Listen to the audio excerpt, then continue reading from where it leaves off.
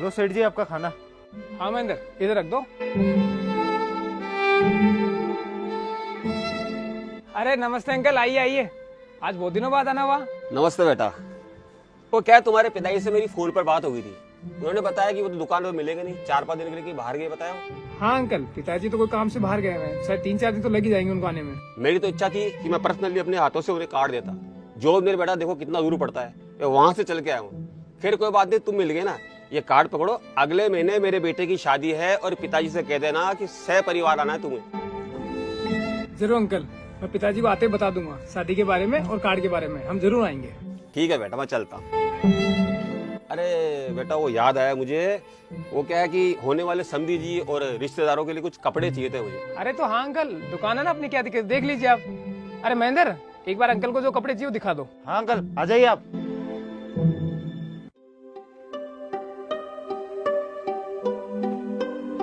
लीजिए अंकल, आपने जो सामान बोला वो मैंने सारा ला दिया। और कुछ चाहिए? बस बेटा, बहुत हो गया।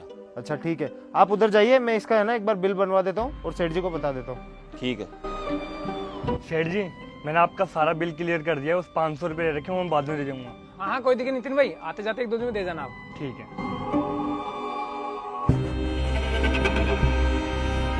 लीजिए सेठ जी, ये अंकल के सारे कपड़े आ गए। अच्छा हो गया पूरा अंकल का? चलो एक काम करो, मुझे एक बार बता दो क्या क्या है, मैं बिल बना देता हूँ।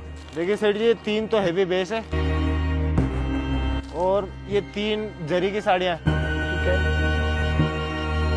और ये 3 अपने प्योर में आ गई। और ये 6 पीस के है ना, पैंट और शर्ट है दोनों। अच्छा ठीक है।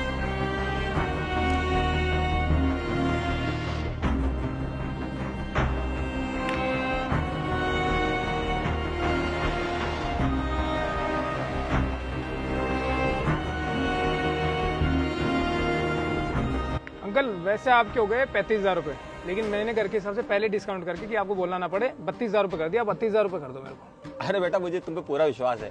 इस तारीख के अंदर तुम गलत थोड़ी ना लगाओगे।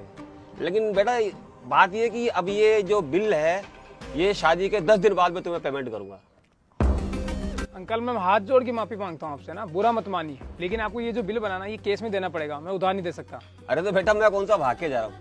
शादी के 10 दिन बाद तो मैं तुम्हारा पूरा पेमेंट कर ही रहा हूँ ना। अब रिश्तेदारी के अंदर इतना तो कर ही सकते हो। अंकल अगर रिश्तेदारी की बात है ना, तो आप मुझे बोलिएगा, शादी के 2 दिन पहले आपके वहाँ आ जाऊंगा और जो बोलेंगे वो काम करूंगा शादी में। लेकिन देखो, दुकान अलग, रिश्तेदारी अलग। धंधे के अंदर मैं रिश्तेदारी नहीं रखना चाहता।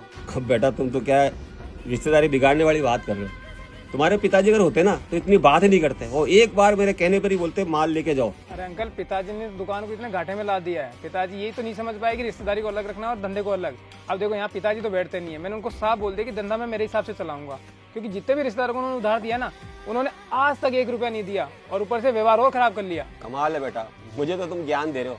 और अभी थोड़ी देर पहले तुमने उस लड़के को 500 रुपए की मेरे सामने उधारी दी। वो क्यों दी? अब यहाँ पे तुम्हारा धंधा और रिश्तेदारी कहाँ गई? अच्छा तो आप उनकी बात कर रहे हैं। आप खुद देखिए, उन्होंने 18,000 का माल लिया, उसमें से सिर्फ 500 रुपये उधार रख के गए और उसके अंदर मेरे कम से कम 4,000 रुपये बचत थी। मान लो कि अगर कल 500 रुपये देने भी नहीं आया ना, तो मैं ये मान लूंगा कि 500 रुपये मैंने कम कमाया है। लेकिन आपके यहाँ तो 35,000 का बिल है और आप कह रहे हो कि मैं 1 महीने बाद ये पैसा दूंगा। और उसके अंदर भी ये नहीं कि आप मेरी बचत है, पूरी मूल रकम लेके जा रहे हो। मैंने आपको डिस्काउंट तो पहले ही कर दिया जो बचत थी, और ये मुझे गारंटी है कि आप ये पैसा अगले 1 महीने बाद भी नहीं दोगे। कमाल कर रहे हो यार बेटा, तुम सीधी गाली दे रहे हो। मतलब मैं चोर हूँ तो ये माल लेके चला जाऊंगा, पैसे भी नहीं दूंगा। अंकल सच हमेशा कड़ा होता है, लगा ना आपको बुरा। और मैं समझाता हूँ कि होगा क्या, शादी के बाद आप तो फ्री हो जाएंगे, उसके बाद जब मैं आपसे पैसे मांगने आऊंगा तो आप मेरे को 15 दिन, 1 महीना, 2 महीने, 4 महीने, 6 महीने, 8 महीने, 10 महीने और साल भर का टाइम देंगे कि बेटा पैसे नहीं आए। और साल भर बाद जब मैं गुस्से में आऊंगा, परेशान हो जाऊंगा, तो बात आपको सुनाऊंगा तो आप वापस मेरे को 4 बार सुनाएंगे, रिश्ता खराब हो जाएगा उस टाइम पे। अरे बेटा, हर आदमी एक जैसा नहीं होता। ये 5 उंगलियां बराबर नहीं होती है। तुमने क्या गधे घोड़े सब एक समान कर दिए। अरे मैं ईमानदार आदमी हूँ और पैसा टाइम पे दूंगा, कभी रिश्ता खराब नहीं होने दूंगा। अंकल ये सब पहले कहने की बातें होती है, पैसा लेने के बाद कोई रिश्तेदार ऐसी बातें नहीं बोलता, बाद में तो झगड़े होते हैं।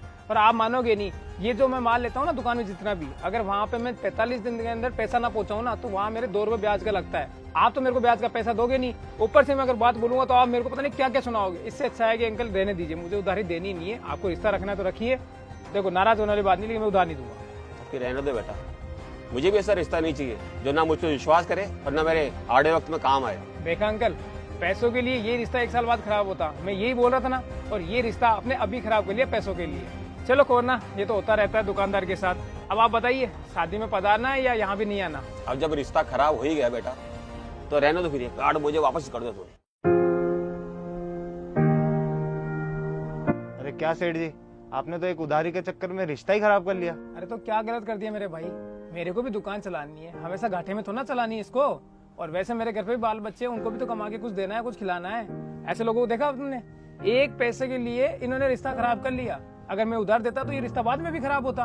और मैं सच बताऊं, सभी दुकानदार भाइयों है ना, रिश्तेदारी और जानकारी में उधार देना बंद करो अगर तुम्हें अपनी दुकान चलानी है तो। आगे आने वाला सीजन तुम्हारे लिए इसी में फायदा रहेगा, वरना दुकान में कुछ नहीं बचेगा और घर में भी कुछ नहीं मिलेगा तुम्हें। जाओ भाई, ये सामान फटाफट वहां रख दो, हो गया आज का तो।